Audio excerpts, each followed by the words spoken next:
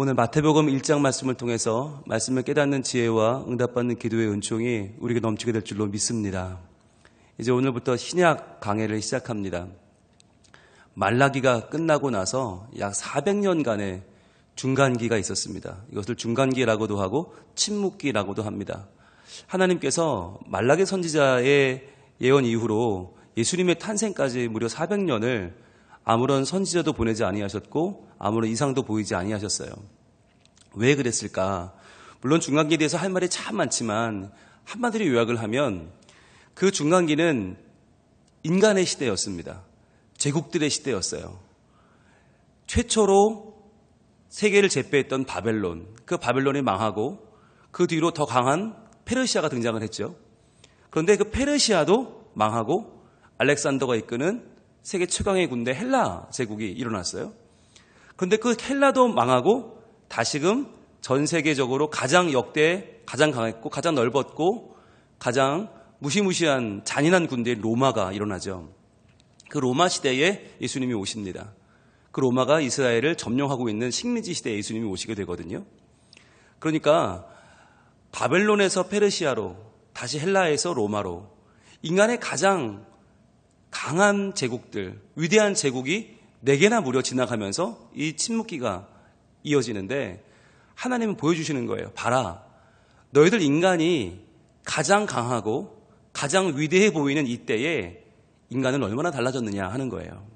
과연 인간은 조금이라도 발전했느냐? 그렇지 않다고 하는 거죠. 인간은 더 많이 죽이고 더 많이 빼앗고 더 많이 자신의 인생을 허무하게 하는데 발전해 가기 시작했어요. 아무리 시간을 줘도 아무리 인간의 제국이 커지는 것 같아도 그것이 인간을 구원할 수 없다는 것을 오히려 확인하는 기간이 침묵기였던 것입니다. 그래서 예수님은 오신 거예요. 봐라, 인간에게는 희망이 없다. 봐라, 인간은 죄를 짓고 죽고 죽이는 것뿐 너희들의 방법으로는 인간은 세워질 수 없다. 바로 인간의 나라의 한계를 드러내시고 거기에 새로운 나라, 새로운 제국을 가져오시는 거예요. 그게 바로 하나님 나라입니다. 그래서 하나님께서는 우리 인간에게 인간의 방법이 한계를 보이는 그 자리에서 하나님의 방법, 바로 예수님을 보여주시는 것입니다. 그래서 이 침묵기를 우리는 하나님의 방법이 등장할 때까지의 인간의 한계를 드러내시는 하나님의 뜻이라고 이해할 수 있습니다. 자, 그렇게 예수님이 오시는데 오늘부터 보게 될 마태복음은 유일한 복음서가 아니죠. 예수님의 인생을 그린, 예수님의 삶과 죽음을 그린 4개의 복음서 가운데 하나입니다. 그렇다면 여러분, 왜 복음서가 4개나 필요할까요? 어떤 분들은 이야기하시죠. 아니, 복음서가 하나면 얼마나 좋아요. 다 정리해서, 요약 정리해서 통일해서 하나로 만들면 얼마나 좋을까. 왜 마태, 마가, 누가, 요한 4개의 복음서가 있어서 여러분 성경을 읽으려고 하면 뭐 겹치는 이야기도 있고 서로 좀 다른 이야기도 있고 그래서 오히려 헷갈려요. 그래서 신약을 읽으려고 보면 아유, 이거 어디부터 읽어야 돼? 헷갈리기도 하고 왜 복음서가 4개나 돼? 라고 하는 분들도 있어요. 그래서 어떤 분들은 이거를 막 열심히 짜맞춰요. 그래서 하나의 복음서로 만들어내는 분들도 역사적으로 있었습니다. 그러나 그것은 잘못된 시도죠. 여러분, 왜 예수님에 대해서 이 4가지의 시선이 필요합니까? 왜 이 4가지의 복음서가 필요합니까? 예를 들어서 제가 저희 교회 부임한 지 만 4년이 지난 5년째인데 여러분들에게 오늘 이 자리에서 A4 용지를 나눠드리고 자, 홍용희 목사에 대해서 한번 적어보세요 그랬단 말이에요. 그럼 여러분이 저의 지난 4년을 각자 적으신다면 적고 다 모으면 어떻게 될까요? 여러분이 적으신 종이가 내용이 다 똑같을까요? 아니면 다 다를까요? 예, 아마 10이면 10, 100이면 100 다 다를걸요? 한 장도 똑같지 않을 겁니다. 어떤 분은 저의 설교에 대한 느낌을 적으실 거고 어떤 분은 저의 인간성에 대해 적으실 거고 어떤 분은 제가 남편으로서 또는 아들로서 때로는 탁구 부원으로서 다 모습이 다를 거예요. 저를 보시는 모습도 다르고 이해하는 방법도 다르겠죠. 그게 정상이지 않습니까? 오히려 만약에 똑같은 게 나왔다. 똑같은 게 2장이 나왔다면 그건 뭘까요? 옆에 분 걸 보고 쓴 거죠. 그러죠? 나 얼마 전에 나와서 잘 모르는데 어떡하지? 옆에 장로님 쓰는 거 보고 그래 나도 따라 썼다면 똑같을 수 있어요. 아니면 누가 불러줬거나 불러준 대로 썼으면 똑같을 수 있죠. 그러나 여러분이 각자 썼다면 다를 수밖에 없는 거죠. 복음서도 마찬가지입니다. 마태, 마가, 누가, 요한은 각기 다르게 예수님에 대한 보고 듣고 모았던 자료들을 가지고 예수님을 보여주는 책을 적은 거예요. 그런데 이들의 관점이 달라요. 보면 우리가 지금 보고 있는 마태복음은 왜 썼나? 예수님을 유대인의 왕으로 소개하고 있습니다. 유대인의 왕. 그래서 마태복음의 이 1차적인 수신자는 유대인들입니다. 유대인들. 1차적으로 유대인들에게 예수님이 누구냐? 예수님은 유대인의 왕이다. 이게 마태복음의 관점이고, 그럼 마가복음은요? 마가복음은 고난받는 종으로서의 예수님. 바로 예수님은 우리를 위해 십자가 지러 오셨는데 그분은 바로 고난받는 종, 바로 이사야가 예언했던 바로 그 종이다. 이게 마가복음의 핵심이고요. 누가복음에서는 누가는 의사 아닙니까? 의사는 누굴 만나요? 병든 자, 힘없는 자, 억압받는 자를 늘 만나요. 그래서 누가의 시각으로 본 예수님은 치료자 예수님이에요. 희망을 주고 고쳐주고 나음을 주는, 미래를 열어주는 치료자 예수님. 요한은요? 요한이 본 예수님은 하나님의 아들이에요. 하나님의 아들이면서 동시에 하나님 자신이신 예수 그리스도, 예수님의 신성에 주목했던 것이 바로 요한입니다. 이렇게 네 복음서가 다 다른 시각을 담고 있어요. 그래서 우리가 마태복음을 읽을 때에는 예수님을 유대인의 왕으로 소개하고 있다는 걸 주목하셔야 돼요. 자, 그런데 왜 그러면 마태, 마가, 누가, 요한복음 중에 마태복음이 첫 번째일까요? 왜 마태복음이 첫 번째일까? 여러분, 마태복음이 먼저 쓰인 것은 아닙니다. 연구에 의하면 아마도 마가복음이 제일 먼저 쓰였을 것이다 라고 말해요. 그런데 왜 마태복음을 처음으로 놨을까요? 바로 1절 때문입니다. 1절 말씀 같이 읽어봅니다. 시작.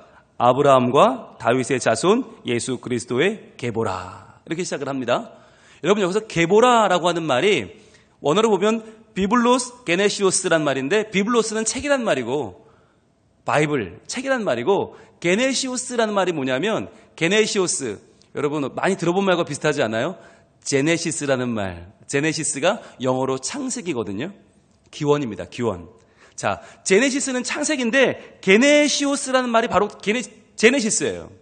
예, 제네시스는 차 이름이 아니고 자동차가 아니고 창세기가 제네시스인데, 이 신약에도 제네시스가 있단 말이에요. 신약의 창세기는 뭐냐? 바로 마태복음이에요.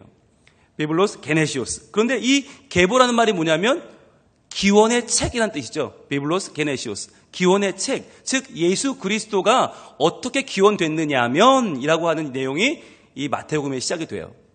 그러면서 뭐가 나와요? 낳고. 예, 계속 족보가 나오죠. 여러분, 만약에 우리나라 사람들이라면, 아니면 일반적인 사람들이라면 책을 쓸 때 이렇게 안 쓰겠죠. 예수님의 기원에 관한 책이다라고 해놓고 이렇게 낳고를 쓰지는 않을 거예요. 왜? 우리는 낯선 이름들이 너무 많으니까. 뭐 보면 모르는 이름도 많잖아요. 아는 이름도 있지만 모르는 이름이 더 많아요. 뭐 헤스론이 누구야? 아미나답은 누구야? 람은 누구야? 모르는 이름이 더 많아요. 그래서 성경을 읽으려고 폈던 분이 마태복음 1장에서 늘 시험에 들잖아요. 너무 많으니까 낳고 이게 무슨 뭐 보건복지부도 아니고 산부인과도 아니고 뭐 이렇게 너무 많아요. 그런데 유대인들에게는 이 낳고가 중요한 거예요. 왜냐하면 그 유대인들은 예수님이 누구냐라고 했을 때 예수님의 기원을, 예수님의 어떻게 우리에게 오셨는가를 따질 때 가장 중요한 건 예수님이 누구의 자손이냐 하는 거였기 때문이에요. 그만큼 유대인들은 신앙 전승을 중요하게 여깁니다. 그래서 누가 예수님을 여기까지 오도록 그 믿음을 이어줬느냐. 이게 유대인들은 중요한 문제이기 때문에 유대인들에게 족보는 중요해요. 그래서 여러분 창세기에 보시면 창세기에도 족보가 많이 나와요. 텔레도트라고 부르는 이 족보가 창세기는 계속 나오거든요. 왜? 그게 유대인들이 한 사람의 삶을 이해하는 방식이기 때문이에요. 그래서 창세기에 나오는 그 수많은 족보들이 아브라함이라는 사람이 누구냐, 그를 이해하기 위한 거였다면, 이제 마태복음에 나오는 이 게네시오스에서 예수님의 기원은 어떻게 이해가 됩니까? 아브라함과 다윗의 자손 예수 그리스도의 계보라, 이렇게 시작이 되는 거죠. 여러분, 근데 여기서 중요한 단어가 나오죠. 바로 예수 그리스도입니다. 여러분, 구약에서 우리가 지난 929장을 강의하면서 예수님이라는 이름이 안 나오잖아요. 우리가 뭘 찾았어요? 예수님을 보여주는 그림자들을 찾은 거예요. 신약의 예수님을 구약은 어떻게 지금 예언하고 있는지, 어떻게 그분을 상상하고 그분을 그리워하면서 말하고 있는지를 열심히 찾았잖아요. 그런데 신약은요, 대놓고 예수 그리스도라는 말을 쓰죠. 여러분, 저는요, 오늘 말씀을 준비하면서 속이 다 시원하더라고요. 그동안 선지자들이 그렇게 알려주려고 했는데 희미하게 붙잡지 못하던 예수님을 마태는 한 방에 전해줍니다. 예수 그리스도. 자, 예수란 이름은 구원한다는 뜻이죠. 구원한다. 근데 예수라는 사람이 이름이 많았어요. 그 당시에. 오늘로 보면 철수 영희처럼 흔한 이름이에요. 그러면 그 구원자 예수가 누구냐? 그리스도다. 그리스도는 메시아라는 말의 번역입니다. 메시아는 뭐예요? 기름 부음을 받았다는 뜻이죠. 기름 부음을 받았다. 즉 그래서 왕이면서 제사장이면서 선지자인 기름 부음 받은 예수 그리스도, 그분은 우리의 왕이시면서 우리의 통치자이면서 동시에 우리가 하나님께 나아갈 수 있도록 자신의 몸을 휘장으로 열어주신 제사장이면서 동시에 천국 복음을 전해주신 선지자이시죠. 그래서 우리가 하나님과 멀어져서 하나님을 반역하고 하나님과 원수된 우리를 다시 한번 화목하게 하는데 예수 그리스도는 가장 중요한 역할을 하시죠. 자, 그분이 바로 예수 그리스도인데, 그러면 왜 아브라함과 다윗의 자손이어야 하는가라고 하는 거예요. 왜일까요? 아브라함과 다윗이 구약의 제일 유명한 인물이니까 그렇습니까? 유대인들을 대상으로 했다고 했잖아요. 유대인들을 대상으로 했다. 유대인들은요, 사실 아브라함이 제일 중요합니다. 왜냐하면 그들의 민족의 시조가 아브라함이기 때문에. 그래서 아브라함 윗대에 있는 사람들은 안 중요한 거예요. 여러분, 족보가 마태복음에만 나오는 게 아니잖아요. 누가복음에 또 나오거든요. 근데 누가복음에 나오는 누가복음의 족보는 아브라함부터가 아닙니다. 누구부터죠? 하나님부터입니다. 하나님, 그 다음 아담, 이렇게 시작을 해요. 그러니까 누가복음에서는 인류의 근원을 하나님과 아담에서 찾는데 마태복음은 아브라함에서 찾는다. 왜? 바로 유대인들을 대상으로 하기 때문에 유대인들의 시조는 아브라함이다. 그러면 왜 아브라함과 다윗입니까? 다윗이 왕이기 때문일까요? 다윗 때 가장 나라가 융성했기 때문일까요? 아닙니다. 이유는 딱 한 가지인데, 아브라함과 다윗은 다 누구냐면 하나님이 언약을 주었던 사람들이에요. 하나님은 인간을 창조하시고 인간을 그냥 버려둔 게 아니라 인간과 계약을 맺으셨습니다. 언약을 맺으셔서 그 언약을 하나님이 이루시겠다고 말씀하셨어요. 근데 첫 번째 대상인 아브라함은 한 사람 또는 그 한 가문과 계약을 맺었죠. 내가 너로 너의 이름을 창대케 하고 너에게 복을 주겠다. 너로 축복하는 자에게는 복을 내리고 저주하는 자에게는 내가 저주하겠다. 기억하시죠? 한번 찾아볼까요? 창세기로 갑니다. 창세기 12장으로 한번 가봅니다. 아주 유명한 말씀이다. 여러분 기억하실 텐데, 창세기 12장 2절과 3절을 한번 보겠습니다. 자, 하나님이 아브라함이라고 하는 한 일개 개인과 약속을 맺으셨어요. 왜냐? 바로 그가 하나님의 편에 서서 하나님의 사람으로 살아주기를, 하나님의 가문으로 이어가기를 바라셨던 거죠. 자, 창세기 12장 2절 가지겠습니다. 시작. 내가 너로 큰 민족을 이루고 내게 복을 주어 내 이름을 창대하게 하리니 너는 복이 될지라. 자, 한 개인에 불과한 그에게 하나님은 복을 주어서 큰 민족을 이루게 하고 창대하게 되고 복이 될 거라고 말씀하시죠. 그러면서 메시아에 대한 예언을 3절에 주십니다. 3절 시작. 너를 축복하는 자에게는 내가 복을 내리고 너를 저주하는 자에게는 내가 저주하리니 땅의 모든 족속이 너로 말미암아 복을 얻을 것이라 하신지라. 아멘. 그렇죠. 여러분, 땅의 모든 족속이 어떻게 아브라함한테 복을 얻어요? 얼마나 부자면 가능해요? 얼마나 권력이 있으면 가능해요? 불가능한 일이죠. 그런데 바로 예수님이 그 후손으로 오시기 때문에 예수님이 모든 족속을 복되게 하는 분이다. 그렇게 되는 거죠. 그런데 여러분, 아브라함이 하나님과의 계약, 이 약속을 지켰어요? 못 지켰어요? 하나님을 신실하게 경외하고 하나님을 따랐어요? 못 따랐어요? 못 따랐어요. 그래서 아브라함과의 계약은 실패했습니다. 그래서 아브라함과의 그 가문은 어마어마한 죄악으로 물들었고 형제가 형제를 팔아먹는, 그래서 온 가족이 애굽으로 가서 430년의 종살이를 하게 되죠. 그러니까 아브라함과의 계약은 실패했어요. 자, 그러면 두 번째 계약은 누구와의 계약입니까? 다윗과의 계약입니다. 다윗과도 하나님은 계약을 맺으셨습니다. 자, 다윗과 맺은 계약은 어디였을까요? 한번 볼까요? 우리 사무엘하 7장으로 갑니다. 사무엘하 7장 16절. 사무엘하 7장 16절 한번 보겠습니다. 구약 474쪽에 있습니다.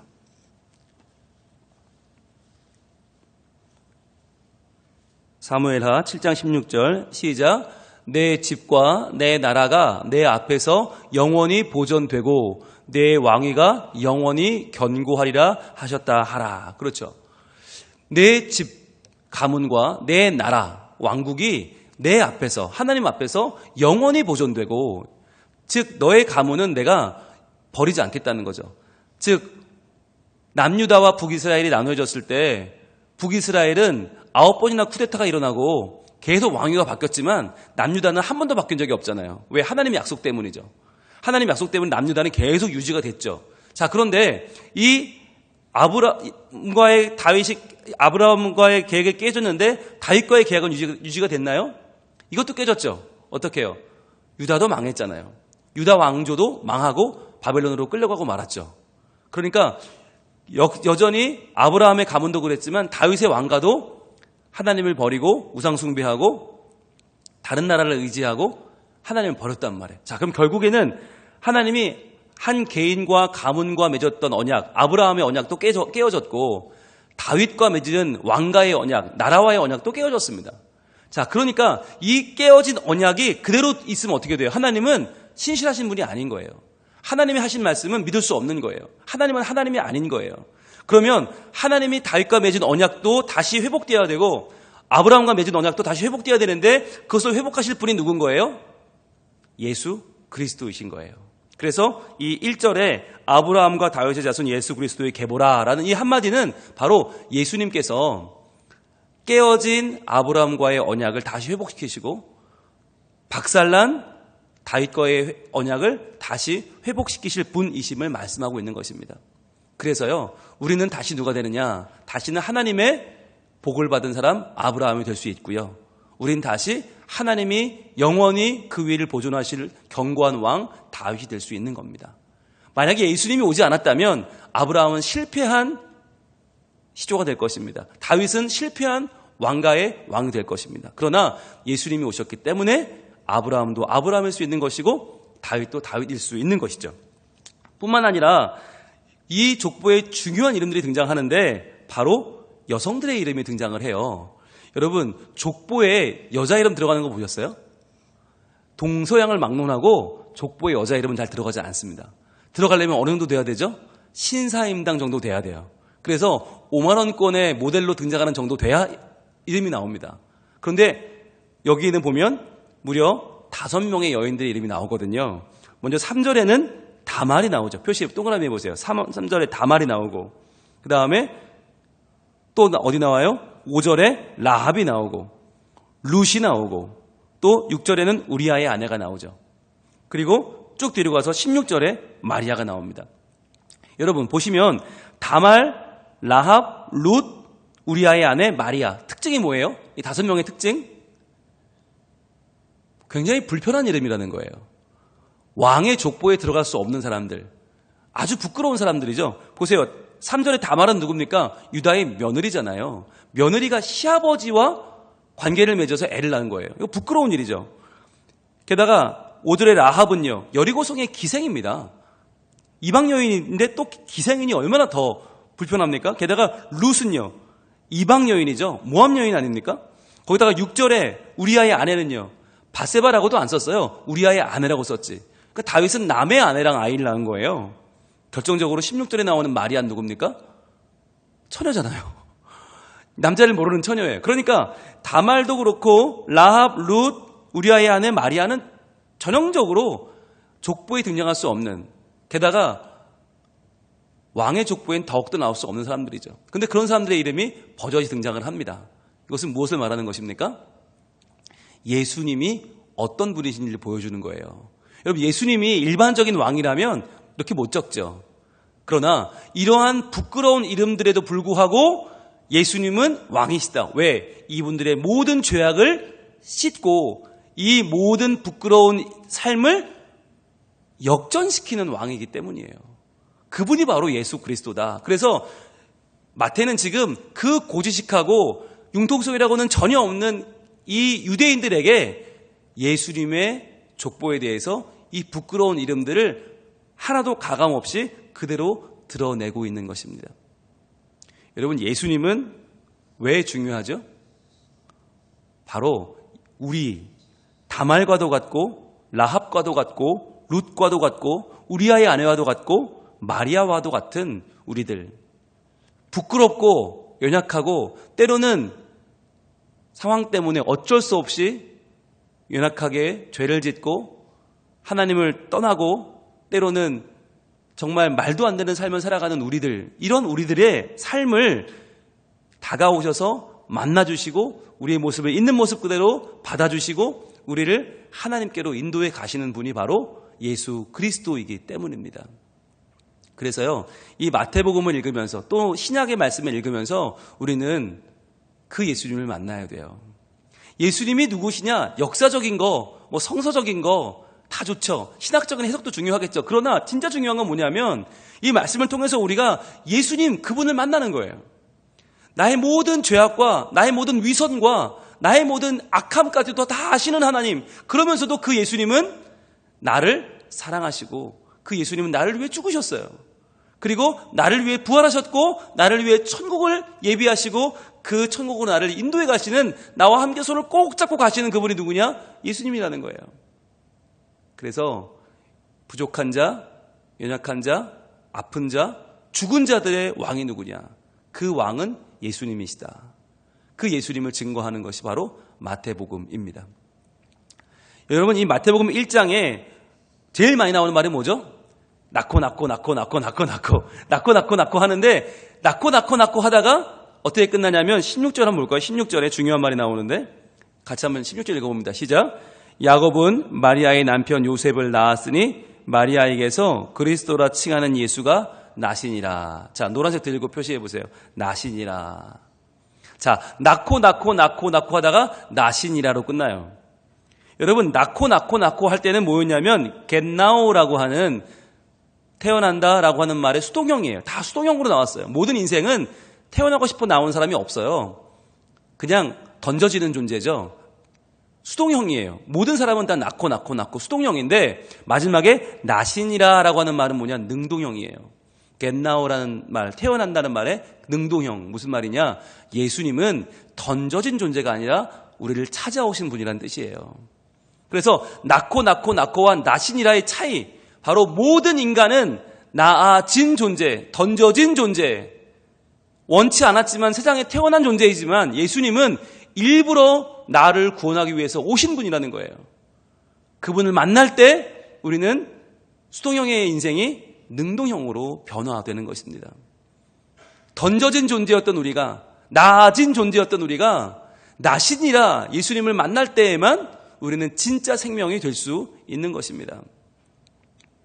우연히 태어난 존재, 의도하지 않게 던져진 존재로 살아가는 사람들의 인생은 얼마나 불행합니까? 팔자를 탓하게 되고요. 왜 나는 이 모양일까? 왜 이거밖에 안 될까? 그러나 나를 위해서 시간을 뚫고 달려오신 예수 그리스도, 그분을 만나는 자마다 살아날 것입니다. 그분을 만나는 자마다 인생의 의미를 발견하게 될 것입니다.